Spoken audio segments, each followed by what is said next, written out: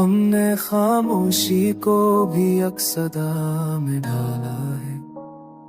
हर शिकस्त ख्वाब को दिल ने संभाला है। वक्त ने पूछा है वफा का क्या करीना है। हमने हर मोड़ पे खुद को ही आजमाया है।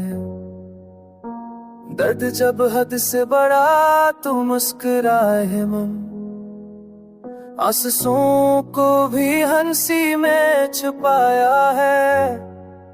लोग कहते हैं हमें भूल जाना आसान, हमने हर ना को सांसों में बसाया है।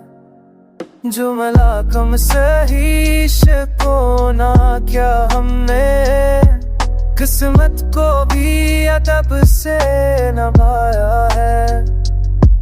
ख्वाबों के शहर में हमने रोशनी जलाई और अंधेरों में उम्मीद के दीप जलाए हैं। हिलनुमा गुज़रा तो जिंदगी का सबक सीखा। कामयाबी और शिकस्त ने फासला नापा है।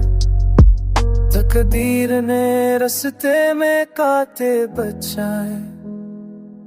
हमने सब्र हौसले से राह चुनाई है। दिल के जख्मी आंसुओं का हमने मरहम लगाया। हर दर्द क्यों मुझल मेरे हम लगा। हर दर्द की सदा को शायरी में बदला है। वक्त का धारा बदलता रहा, हम साथ बहते रहे। हर तूफान में अपने आंसुओं को थामा है।